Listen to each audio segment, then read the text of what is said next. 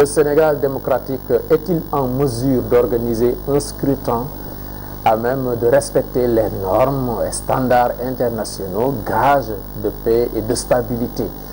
C'est la question à 1000 balles de ce mois de février, mois électoral au Sénégal.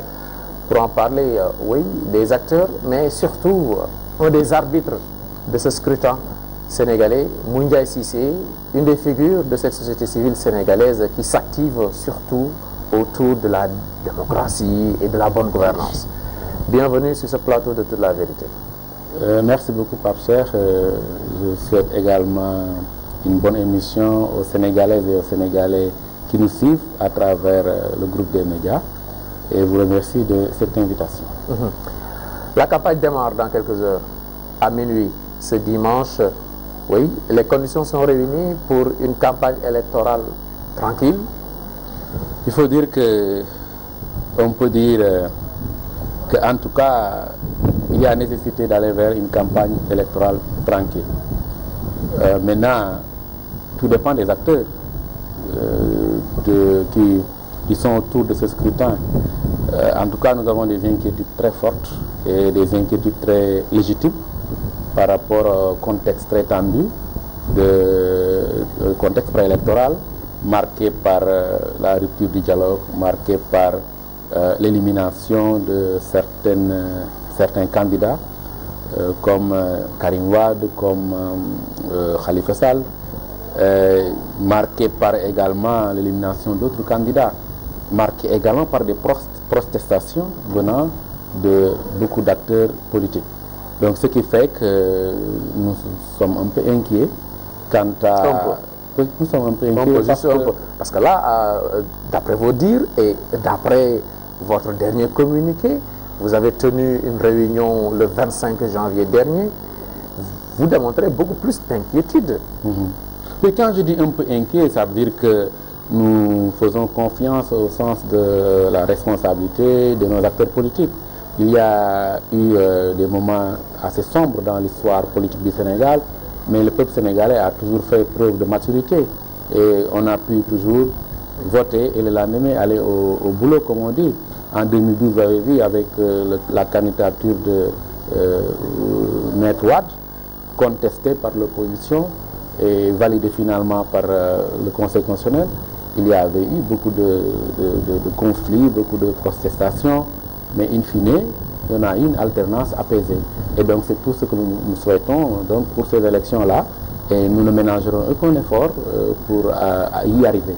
Déjà, je vous dis que même il y a 3 jours, des doyens de la société civile ont rencontré le président de la République, notamment avant-hier, pour avoir des gages quant aux dispositions à prendre pour qu'on ait des élections apaisées, surtout de son côté, et nous ferons la même chose au niveau des autres candidats. Parce que je pense qu'aujourd'hui, eh bien, les dés sont déjà jetés. Il faudrait que les candidats aillent chercher le suffrage des Sénégalais et de la façon la plus paisible possible. Je pense qu'on doit aller vers des confrontations d'idées, des confrontations de programmes, afin que les lecteurs puissent avoir un choix éclairé. Et quels sont les gages que le président sortant vous donne aujourd'hui pour justement ces élections apaisées? Bon, gage de transparence, dire que bon, les élections se dérouleront dans la transparence la plus absolue et que de toute façon, même lui s'il perd, il respectera eh bien, le verdict des urnes et qu'il fera un appel incessamment pour inviter les candidats également à aller dans ce sens et à aller vers l'apaisement. Je crois que les candidats aussi doivent aller dans ce sens et le peuple est assez mature pour eh bien, évaluer la situation et agir en conséquence. Vous avez vu qu'en 2012, il y a eu même mort d'homme quant à la candidature de Maître Wade qui était jugé, disons, comme étant une candidature de trop, irrecevable, donc une candidature de trop, mais le peuple est resté silencieux et au moment de trancher les candidats, il a tranché. Et donc je pense que le peuple est silencieux, mais il surveille, il observe. Concrètement, Macky Sall est disposé à faire quoi pour renouer le dialogue, ne serait-ce qu'avec ces 4 autres candidats? Moi, je pense qu'aujourd'hui, il n'y a plus de dialogue possible. 3 semaines pendant la campagne, c'est surtout la confrontation d'idées. Je pense qu'aujourd'hui... Pourquoi donc aller les rencontrer? À quoi non, je pense qu'il y a des doyens de la société. Moi, je n'y étais pas parce que j'étais déjà pas au Sénégal, mais même si j'étais là, je n'y serais pas parce que je sais que bon, aujourd'hui, quand même, les dés sont déjà jetés, les carottes sont cuites. Ce qui reste maintenant, c'est les rapports de force entre les candidats. Bon, peut-être que c'était juste aussi une façon de rencontrer le président et avoir peut-être une dernière rencontre avec lui par rapport à... Il y avait la question de la carte électorale qui était posée quand nos doyens sont allés le voir. Il y avait aussi la question du ministère de l'Intérieur et tout ça, je crois que pour la carte électorale, on a vu que c'est 53 000 et donc les correctifs peuvent être faits d'ici aux élections. Et la question du ministre de l'Intérieur partisan, donc ça je crois que c'est plus possible. On ne peut pas son nom est catégorique. Oui, son nom est catégorique par rapport au ministre de l'Intérieur. Oui, ça c'est sûr. Les inquiétudes par rapport à la carte électorale, ça c'est quand même effarant. Pourquoi discuter encore de la carte électorale? Ça devait être évident, non? Moi je pense que pour ce processus électoral-là, nous avons rencontré beaucoup de difficultés. Je crois que il y a d'abord le boycott de l'opposition, un boycott justifié par l'opposition, par le comportement du chef de l'État qui a eu à violer les conclusions des concertations précédentes, pour dire que les responsabilités aussi sont partagées par rapport à ça, parce que pour moi le président ne devait pas violer le consensus qu'on avait lors des précédentes concertations avant les législatives, surtout par rapport au nombre de députés de la diaspora et autres. Et donc, mais l'opposition, malgré ça, moi je pense que le boycott n'a jamais été fructueux, le boycott n'a jamais été une solution. Aujourd'hui, je pense que avec le boycott, voilà ce qu'on a eu comme résultat. Donc, le président Macky Sall, profitant des rapports de force favorables à son endroit, a fait plus ou moins beaucoup de forcing. Et on a vu que ça n'a... Parce que moi, je me dis que quand on boycotte, on doit avoir aussi une alternative. On boycotte parce qu'on a des rapports de force qui peuvent influer les choses positivement de votre côté. Mais bon, qu'est-ce qu'on a vu? Le président de la République, il a fait arrêter à travers la justice. Quand on a vu que le fils de l'ancien président de la République, Maître Abdoulaye Wade, a été mis en prison, il n'y a pas eu une grande pression de la part de l'opposition. Ensuite, le maire de Dakar en prison, pas de pression. Et donc, le parrainage, il y a eu des pressions, mais je veux dire... Donc, l'opposition s'est montrée... L'opposition, pour moi, a manqué... je ne dirais pas molle, mais a manqué d'organisation par rapport à ces questions. Il pouvait, donc, je pense que s'ils étaient mieux organisés, ils auraient pu, pendant que les uns, peut-être, gardent leur radicalité, entre guillemets, que d'autres puissent participer. L'opposition, les titulaires du pouvoir, mais il y a également vous, qui êtes entre les deux. Beaucoup de critiques, vous les avez essuyées, beaucoup de critiques parce que beaucoup disent que votre souci d'équilibrer vous pousse à faire de l'équilibrisme. Vous n'avez pas assez de courage pour pointer du doigt les faiblesses des uns et des autres. Pour dire que là, vraiment, c'est le pouvoir qui a tort. Carrément, il a tort sur ce point, ou c'est l'opposition qui a tort sur ce point, mais vous essayez à chaque fois de couper la poire en deux. Non, on ne coupe pas la poire en deux. Par exemple, nous, on a assumé notre position sur le parrainage. On a dit qu'on était d'accord avec le parrainage. Vous n'avez jamais entendu, en tout cas, la plupart des membres de la société civile dire qu'ils sont contre le parrainage, parce qu'on était d'accord avec le principe du parrainage. On a été, nous, aux concertations, on était pour le bulletin unique, ce que le pouvoir ne voulait pas. Mais on était aussi pour le parrainage quand ça a été proposé, mais avec un parrainage à la carte, c'est-à-dire un parrainage alternatif au parrainage citoyen parce qu'on n'était pas préparé. On a dit oui pour le parrainage, mais le contexte n'était pas encore favorable parce qu'il n'y avait pas de consensus. Et on l'a assumé. Alors, quand l'opposition aussi a boycotté nous, les concertations sur le processus électoral, nous avons été présents, nous, pour dire que nous sommes contre le boycott, donc ça nous l'avons assumé. Alors, quand nous avons été aussi au Conseil constitutionnel, nous avons assumé nos positions. Nous avons dit que, au niveau du Conseil, nous n'avons pas vu, en tout cas pour l'évaluation du parrainage, de parti pris. Nous n'avons pas vu une mauvaise foi de la part des membres du Conseil par rapport au traitement du parrainage. Et nous avons salué la façon dont le Conseil constitutionnel a organisé le parrainage. Même s'il y a des failles, et ces failles-là, nous les avons décelées et nous les avons portées à la connaissance du public. Pour dire que, alors, nous ne pouvons pas nous substituer à l'opposition. Il y a des combats qui sont politiques, qui doivent être portés par des acteurs politiques. Vous êtes satisfait de la manière dont le Conseil constitutionnel a piloté le parrainage? Nous pensons que le problème, ce n'était pas au niveau du Conseil constitutionnel, le problème c'était en amont. Le problème c'était lié à la précipitation avec laquelle nous avons voté la loi sur le parrainage. Vous êtes les seuls à donner une bonne note au Conseil constitutionnel, hein? Je n'ai pas donné de bonne note, hein. J'ai dit, le problème à notre niveau, à notre sens, ce n'était pas au niveau du Conseil constitutionnel. Le problème, à mon sens, c'était au niveau de la loi. C'est la loi qui comporte des imperfections à améliorer. Parce que, par exemple, on a vu que quand on demande au Conseil constitutionnel de vérifier tous les champs qui sont au niveau du de la fiche de collecte des parrainages, le Conseil est obligé de le faire. Donc nous, c'est pendant le traitement des opérations qu'on a compris. Vous avez eu à faire du monitoring, des spots publicitaires, des forats au Sénégal. Vous n'avez pas parlé de tout ça? Nous avons parlé de ça, on a dit comment parrainer, mais le problème c'est pas à ce niveau encore une fois. Je vous dis, le problème est plutôt plus technique que juridique. Pourquoi? Parce que, il y a un arrêté ministériel qui a défini le modèle de fiche de parrainage en version papier et en version électronique. Nous pensons que les champs qu'il fallait confronter ont été nombreux.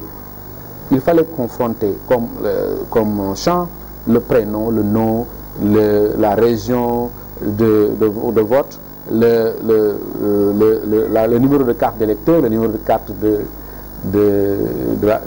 numéro de carte CEDEAO, et s'il y avait une erreur matérielle sur un de ces champs, le parrainage est rejeté. Je dis que ça c'est un problème. C'est trop sévère. Peut-être trop sévère. Et donc pour nous, le Conseil, dès lors qu'on lui a donné ces champs-là à vérifier, le Conseil ne pouvait pas faire autrement. C'est donc, c'est pas une Les façon... recalés, les 25 disent que c'est de l'escroquerie. C'est tout sauf de la démocratie. C'est de l'escroquerie, carrément. Non, c'est de l'escroquerie, moi je ne peux pas le dire. Hein. Je ne dirais pas que c'est de l'escroquerie parce que en quoi c'est une escroquerie. Parce que, écoutez, moi je pense que être de la société civile, c'est pas seulement vouloir toujours jeter le propre au pouvoir. Moi je parle de cette race de société civile qui pense que être acteur de la société civile, c'est toujours critiquer le pouvoir, c'est toujours dire que rien ne va. Tu vois, moi je ne suis pas de ça et je l'assume. Quand les choses se passent comme nous pensons que ça devrait se passer, nous venons, nous sortons, nous disons que ça se passe. Les règles établies. Non, je ne peux pas, ne me coupe pas s'il vous plaît sur ce problème-là. Je dis, quand nous ne voyons pas d'escroquerie au moment où nous observons, nous ne sommes pas obligés de dire qu'il y a de l'escroquerie. Pourquoi faire preuve de mauvaise foi?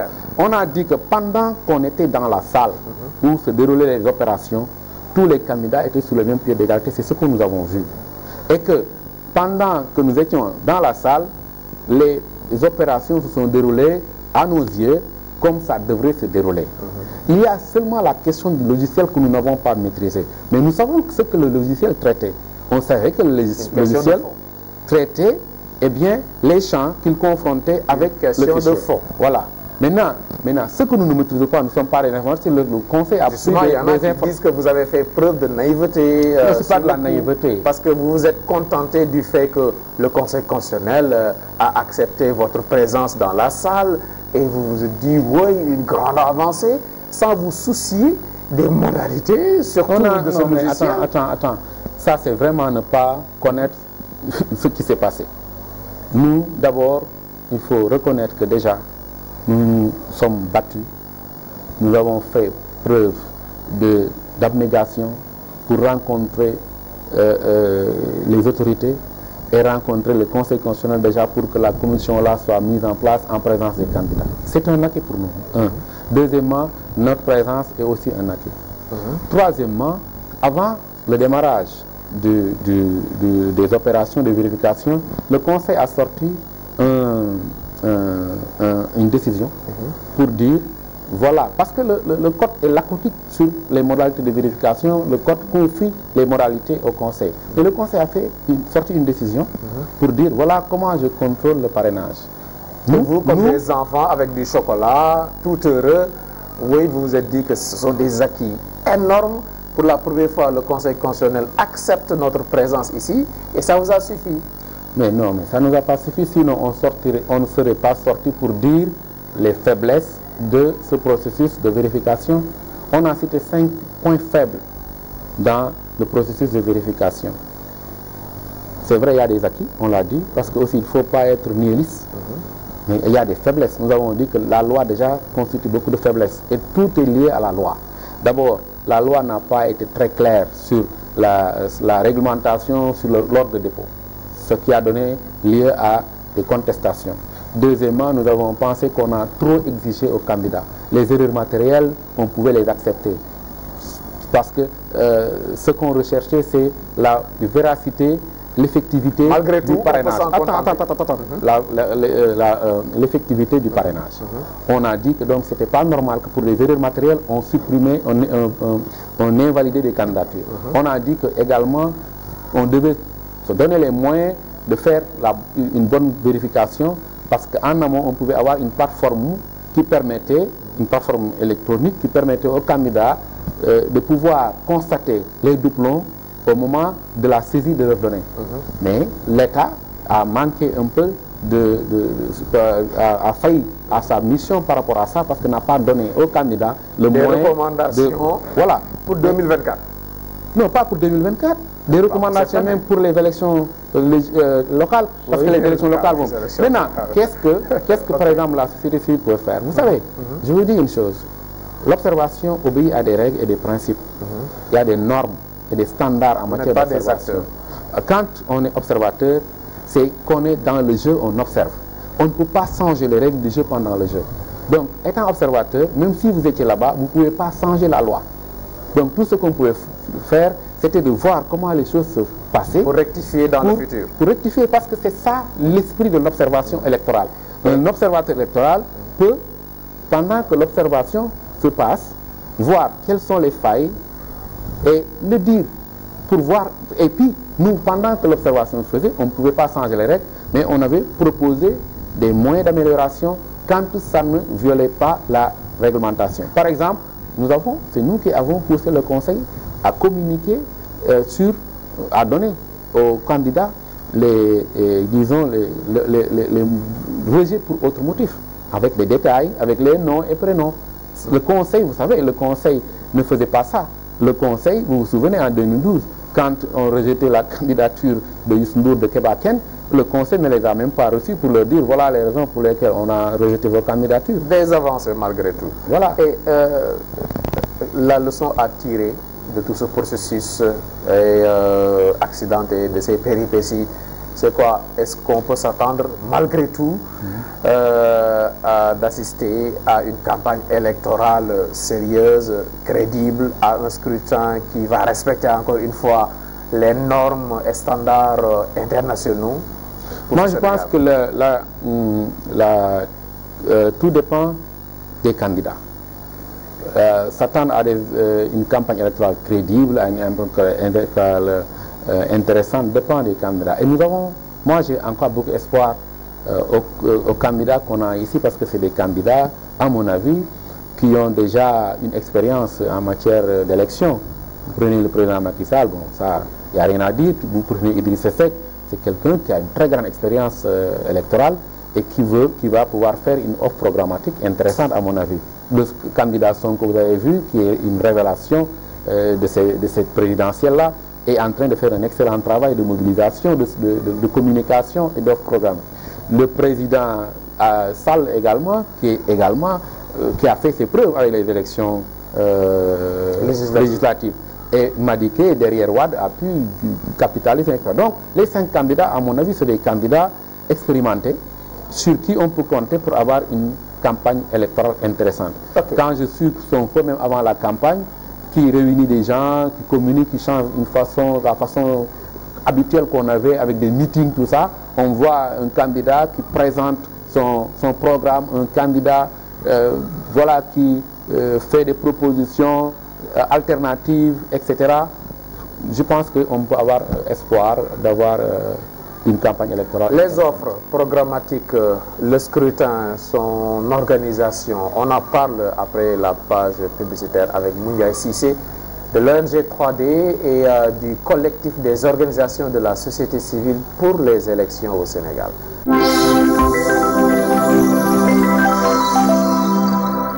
Amazon rek si jus de fruits ëpp na. Amazon daal.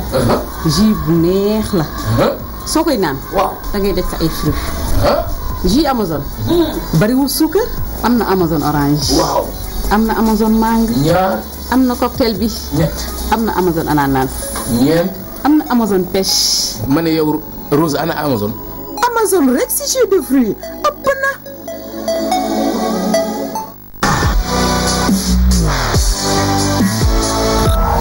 Sen TV, bienvenue chez vous.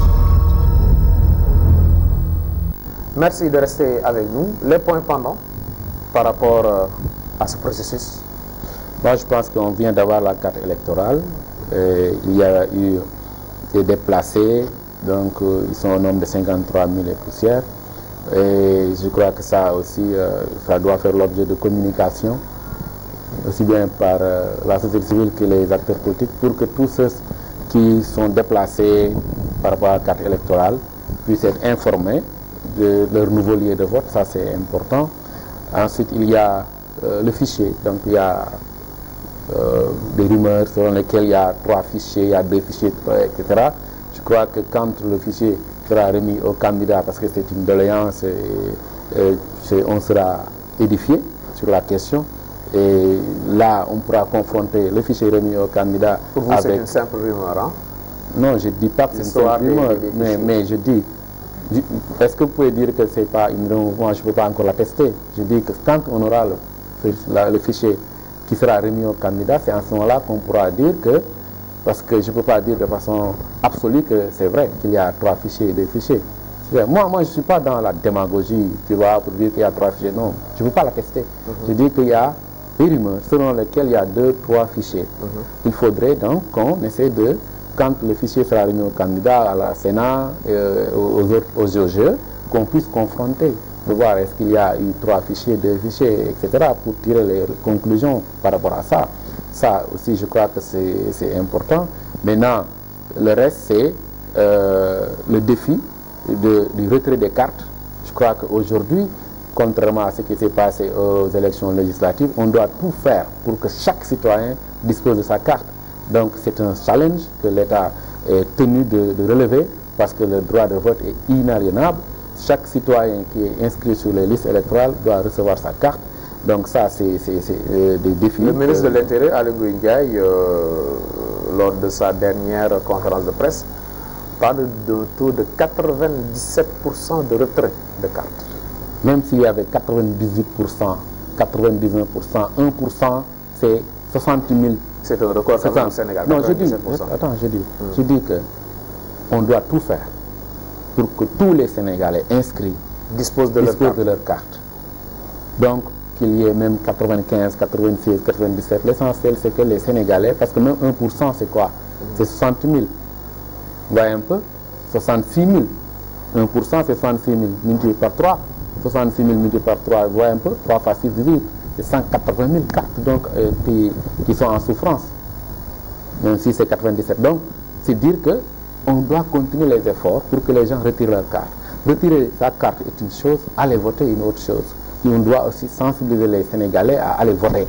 Parce qu'on a vu... C'est le devoir de l'État. De l'État et des partis politiques. L'État doit sensibiliser, les partis aussi doivent pousser les acteurs et la société civile. Parmi les sujets pendant, Aly Ngouille Ndiaye lui-même, hein? Oui, ça, je dis que depuis le début du processus, il est récusé par les acteurs. Mais comme vous l'avez vu, le président de la République est catégorique sur la question. Et donc, moi, je pense que même lors de la dernière rencontre que la société a eu avec le président, le débat s'est posé. Mais je pense qu'aujourd'hui, on peut faire preuve de vigilance pour qu'on arrive à avoir des scrutins transparent. Et ça commence par aussi une bonne organisation des candidats, de sorte qu'au niveau de chaque bureau de vote, que les candidats soient représentés, une bonne organisation de la presse qui constitue un relais aussi pour faire remonter les résultats après leur publication, une bonne organisation de la société civile à travers les observations. Nous allons déployer 3000 observateurs sur toute l'étendue du territoire national avec un dispositif de remontée de données qui permet de pouvoir confronter in fine les données que nous aurons à travers certains 3000 observateurs. 3000 observateurs. Vous serez partout? On sera partout sur l'étendue du territoire national. Au moins dans chaque département, nous aurons 100 observateurs. Alors, et puis bon, après ce qui reste, on va voir les départements où il y a plus d'électeurs, comme la région de Thiès, de Diourbel, de Dakar, qui sont les régions qui sont les plus qui ont le plus d'électeurs. Si on s'en réfère à la carte électorale, nous allons mettre le focus au niveau de ces régions. Ça nous permet de faire une bonne remontée des données. Et puis on aura le jour J dans un hôtel de la place un dispositif avec, disons, une plateforme informatique qui nous permet, avant les élections même, de recueillir tous les dysfonctionnements et de les analyser, de les traiter. D'avoir les résultats. C'est ce qu'on appelle la situation. Non, même avant les élections, nous allons déployer nos observateurs, parce qu'il y a ce qu'on appelle les observateurs long terme, qui vont sillonner les commissions, les centres de vote, pour voir quels sont les problèmes. Et ça permet que nous, en tant que membres de la Situation Room, c'est notre quartier général où nous nous retrouvons pour voir dans chaque région, quand on reçoit des informations sur un dysfonctionnement quelconque, qui est interpellé pour sa résolution. Donc, comme nous l'avons fait en 2012. Mais vous ne donnez pas de résultats? Personne n'a le droit de donner la résultat par la justice, à part les résultats définitifs, mais les bureaux de vote, ce qu'ils donnent, on peut les faire remonter. Ça, tant que c'est affiché, c'est de l'information, n'est-ce pas? Oui, mais comme quand les résultats sont affichés et qu'il y a des chiffres qui divergent, des contestations... Mais ça, on le mettra sur la table. C'est ça l'intérêt d'un dispositif de remontée des données. Nous sommes en 2012. C'est-à-dire que là, les observateurs, ils vont sur le terrain. Nous sommes en 2019. Oui. En 2012, c'est vrai, vous aviez cette situation. Mais en 2019 aussi. En 2012, on a reçu tous les candidats dans notre situation, dans notre quartier général, qui ont regardé le dispositif, y compris le président Macky Sall. Et donc, on reconduit le même dispositif avec même une amélioration. Parce que maintenant, avec les nouvelles technologies... Qui est fiable. Très fiable. Oui. Mais je ne dis pas qu'on donne des résultats, nous n'avons pas le droit de donner des résultats. Mais les PV, les bureaux de vote... analyser les résultats officiels pour dire que si ça conforme ou pas au travail mené sur le terrain. Absolument. Mais les résultats, c'est au niveau des bureaux de vote qu'on les donne déjà, on les fait remonter à partir des PV qui sont affichés. Au Sénégal, bon, je pense que c'est déjà un bon dispositif. Même les journalistes ont eu à faire un bon rôle, un rôle prépondérant en 2012, en 2000, depuis 2000. Au Sénégal, donc, ici, c'est difficile de confisquer des résultats déjà affichés. Et tant que nous avons... Lors des dernières législatives, vous n'aviviez pas cette situation room? Non, aux législatives, on n'avait pas de situation room comme pour la présidentielle. Donc, non, en 2012, on a fait un dispositif peut-être moyen qui nous permettait d'avoir un échantillon dans quelques régions. Mais cette fois-ci, comme c'est une élection présidentielle avec beaucoup plus d'enjeux, on va mobiliser 3000 observateurs, alors que pour les législatives, on avait peut-être 200 observateurs. Là, on aura 3000 observateurs et on aura un dispositif informatique qui nous permet, pendant combien de centres de vote? On sera au moins dans peut-être le tiers des bureaux de vote du Sénégal. Donc, des centres de vote, pardon. Le tiers des centres de vote, ça nous permet d'avoir un bon échantillon et assez représentatif. Oui, vous, de la société civile sénégalaise, il y a les observateurs internationaux également qui viennent appuyer, il y a la presse nationale, l'administration sénégalaise. Ceci pousse d'aucuns à dire que, voilà, c'est pas possible de truquer des élections le jour du scrutin au Sénégal. En tout cas, c'est mon avis. Pour moi, il est difficile de confisquer les résultats. Pourquoi? Parce que le dispositif est fait de telle sorte que, au niveau de chaque bureau de vote, on a un représentant de la Sénat, un représentant des partis politiques et les autres membres du bureau de vote.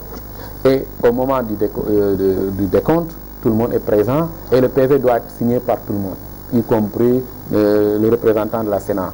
Et une fois que le PV est établi, il est affiché. Donc quand on fait un bon monitoring de tout ça, on ne peut pas se retrouver avec des résultats qui vont dans le sens contraire. Quand même. Je dis que donc ça... Mais aidez-moi à comprendre alors pourquoi ça revient sans cesse dans le débat électoral au Sénégal, l'histoire des bureaux fictifs. Oui, ça, tu sais, c'est des choses peut-être que nous ne maîtrisons pas. Ceux qui parlent de bureaux fictifs doivent pouvoir nous dire quels sont, à partir de leurs investigations, là où on a créé les bureaux fictifs. Tu sais, tous les régimes qui sont passés par là, l'opposition a toujours dénoncé ça. Même en 2000, en 2012, vous avez vu, il y a eu toujours des contentieux. Même en 2000, le problème du fichier s'était posé entre Wade et Diouf. En 2007, le problème également s'est posé. Il y a même eu boycott à cause du fichier en 2007 pour les législatives, etc. En 2012, le problème du fichier se pose parce qu'on ne peut pas ne pas lier le fichier avec les bureaux de vote, parce que le fichier, c'est le fichier qui détermine le nombre de centres de vote et le nombre de bureaux de vote à établir. Bon, maintenant, qu'on dise qu'il y a des bureaux fictifs, c'est possible. Mais bon, nous ne pouvons pas dire... Il y a moyen de contrôler ça quand même. Comment, par exemple? Non, je vous pose la question. Non, nous, en tout cas, nous, êtes les sous-observateurs. Non, nous, ce que nous faisons, c'est partout où on parle quand on prend la carte électorale, on déploie les observateurs. Maintenant, un bureau de fictif, ça veut dire qu'un bureau de vote qui n'est pas connu. Tu vois? On peut contrôler un bureau de vote là où il y a des fraudes, etc. Mais quand on dit un bureau de vote fictif, ça veut dire un bureau de vote qui n'existe pas. Comment le contrôler? Je ne dis pas que ce n'est pas possible, hein, mais je dis, bon, peut-être qu'il faut des moyens d'investigation que nous n'avons pas peut-être pour contrôler l'existence de bureau de vote ou pas. Mais en tout cas, je ne dis pas que ça n'existe pas, mais nous, en tout cas, on n'a pas encore vu de bureau de vote fictif. Alors, de ce point de vue, on ne peut que s'en tenir à la carte électorale. Et par rapport à la carte électorale, nous allons déployer comme ça, au niveau de là où on nous dit qu'il y a des bureaux de vote, on déploie des observateurs. Maintenant, quand on vient, on ne trouve pas qu'il y a le bureau de vote, là, on pourra parler de bureau de vote fictif. Quand on nous dit que pour telle région, il y a tant de centres de vote, et qu'on fait le monitoring, et on voit qu'il on n'a pas installé ces bureaux de vote, on peut dire que c'est des bureaux de vote fictifs. Donc c'est peut-être le moyen de contrôle que nous disposons, dont nous disposons, et puis bon voilà, on verra maintenant pour le reste. Mais il y a également l'offre programmatique qui est importante aussi, hein, le prochain chef d'État, que ce soit Macky Sall qui rempile, que ce soit un autre. Les Sénégalais ont besoin de connaître véritablement leur programme. Est-ce que vous travaillez aussi dans ce sens? Oui, on a prévu de faire l'audition des candidats, comme on dit, et nous sommes en train de travailler là-dessus, et nous avons pratiquement l'accord de principe des 4 candidats. Le président Macky Sall a décliné, donc quand la société l'a rencontré, il a dit qu'il ne peut pas, il n'aura pas la possibilité de faire l'audition. Mais les autres candidats ont donné leur accord de principe, mais on espère que peut-être avant, quand il verra les autres candidats faire une bonne audition, peut-être qu'il voudra bien venir le faire, parce que je pense qu'on doit en arriver à ça. Je crois qu'on peut arriver à ce que les candidats débattent entre eux. Je crois que ce serait vraiment rendre encore plus majeur notre démocratie. Je me demande pourquoi le président Macky Sall refuse de débattre avec un Sonko ou de débattre avec un Idrissa Seck. Ça aurait permis d'avoir des débats intéressants. Donc jusqu'à présent, je ne peux pas comprendre que le président de la République refuse de débattre avec les candidats. Pendant longtemps, on a vu Sonko dénoncer des choses, mais c'est l'occasion, à mon avis, pour le président Macky Sall de faire un débat avec lui. On a vu pendant longtemps Idrissa Seck faire la même chose. Pourquoi le président de la République ne débattrait pas avec un Sonko, avec un Idrissa Seck, avec Issa Sall? Pourquoi les 5 candidats ne pourraient pas avoir le courage de se retrouver et de discuter? Moi, je ne comprends pas que nos présidents refusent de dialoguer avec les autres candidats. Pourquoi? Alors que les candidats sont d'égale dignité. Nous n'avons pas cette culture démocratique. On n'a pas cette culture démocratique. Moi, je pense que ce serait vraiment une très belle image.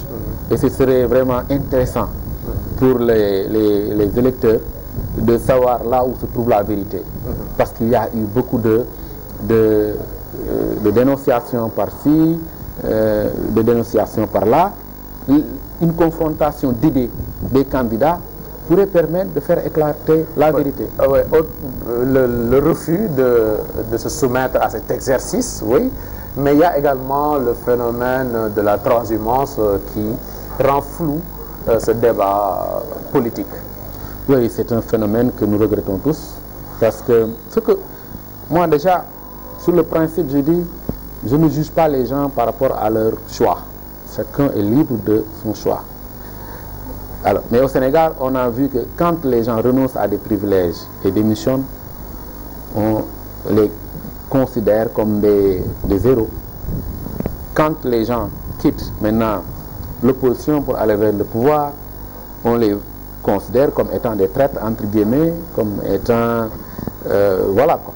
Mais, moi je dis, je suis d'accord avec le choix des personnes, parce que c'est leur choix. Mais, ce qu'on ne peut pas comprendre, ce qui peut-être rend les Sénégalais un peu disons, mécontents de ces acteurs-là, c'est que quand on dénonce le président en exercice le dimanche et le lundi, on lui tresse les lauriers, quand même ça fait désordre. Quand on passe son temps pendant 4 ans à dire que c'est pas un bon président, c'est pas un président qui peut disons, améliorer les conditions de vie des Sénégalais, c'est pas un bon président, et que de tic au tac, on change de veste. On change de veste pour dire que c'est le meilleur président, ça pose problème. Ça pousse à s'interroger. Mais bon, moi je n'ai pas l'habitude de juger les gens. Oui. Je pense que c'est leur choix. La justice également. Mais il y a toujours les Sénégalais qui ne sont pas dupes, qui ont les yeux ouverts et qui sauront juger par eux-mêmes. La justice qui s'est invitée au débat avec oui, les dossiers Khalifa Sall, Karim Wade, vous en avez parlé à l'entame de l'émission. Khalifa Sall, Karim Wade, Parti socialiste, Parti démocratique sénégalais, en course, une avancée démocratique ou un recul carrément? Moi je pense que ça c'est la tache noire de ce processus électoral-là.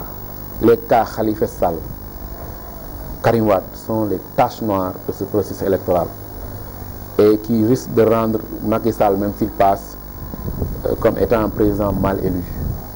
Parce que quand même, les raisons pour lesquelles les deux candidats-là ont été recalés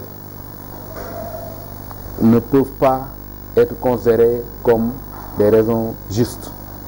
Pourquoi? Parce que ils ont été recalés suite à des procès dont ils ont fait l'objet.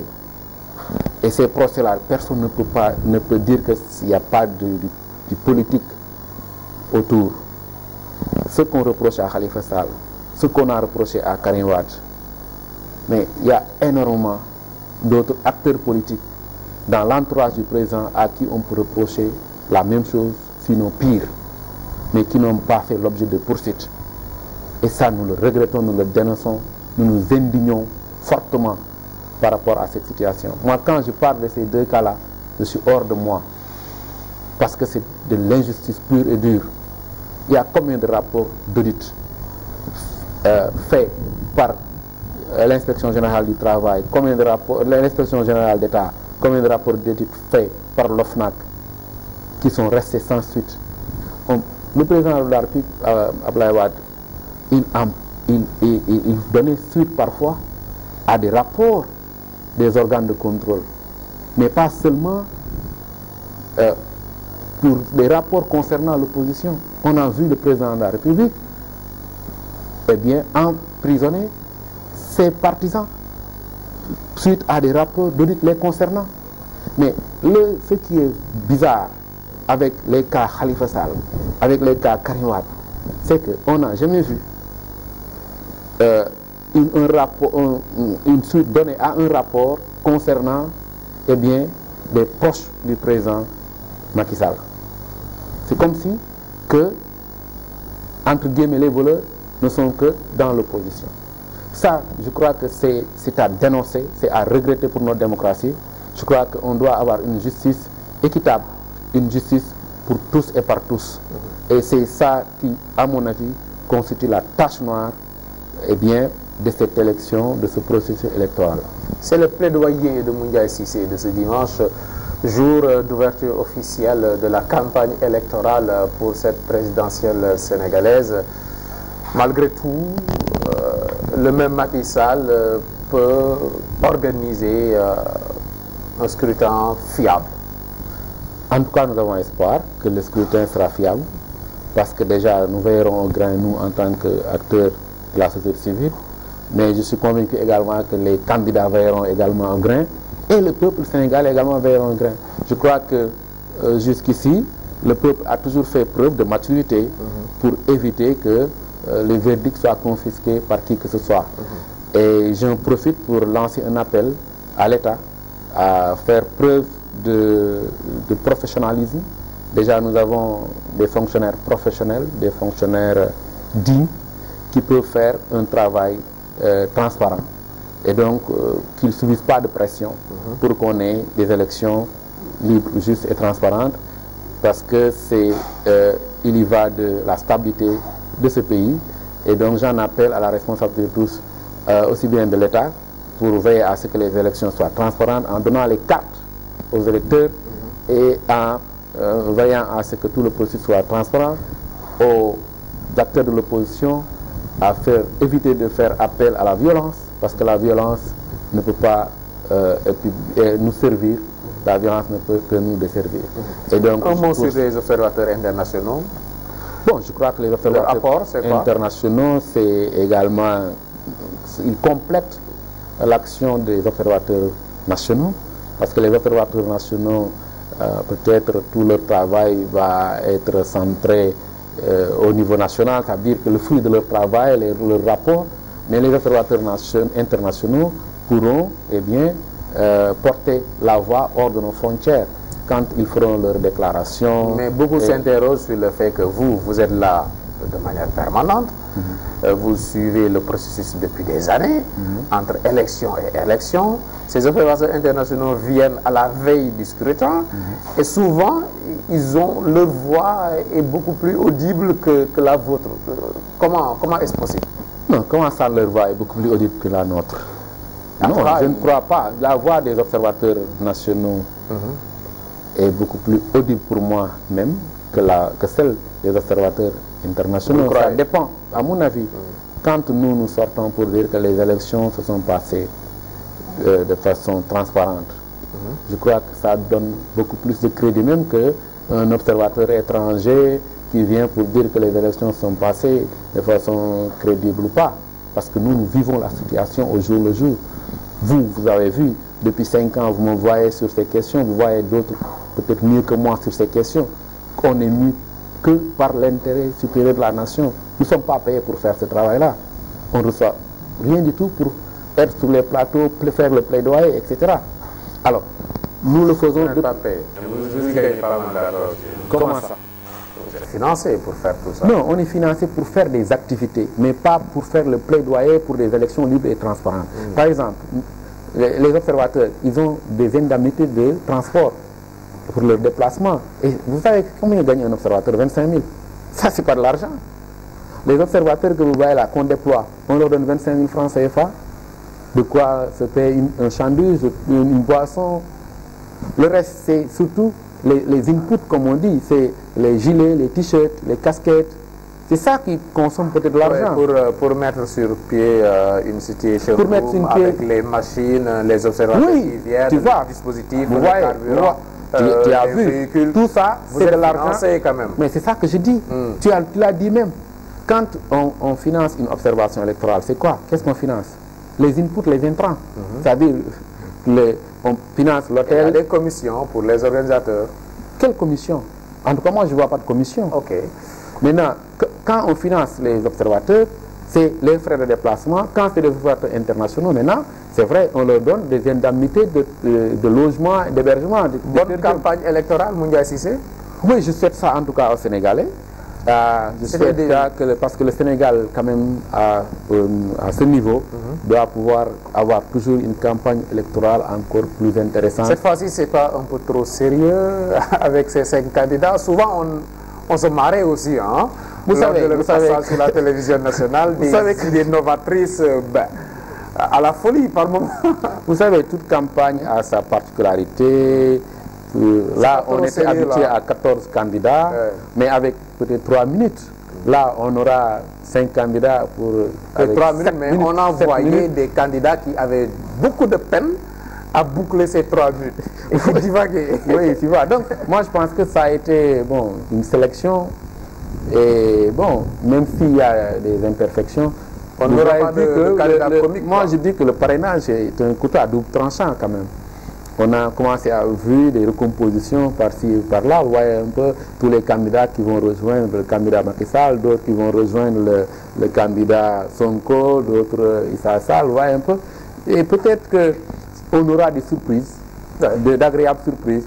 Vous parlez de candidats fantaisistes quand on était en 2012 par exemple, comme c'est vous qui le dites, hein, qui dit qu'il y a des candidats qui ne parvenaient même pas à boucler leurs 3 minutes. Mais là, au moins, si on a 5 candidats, je ne dis pas que c'était bien, parce que c'est bien. Il y aura plus de qualité. Moi, je m'attendais au moins à une dizaine de candidats. S'il y a des candidatures que je regrette, par exemple, c'est celle de Gakou, par exemple, qui était à 2 doigts d'être candidat. Moi, j'ai eu beaucoup de peine quand j'ai vu qu'il n'est pas passé.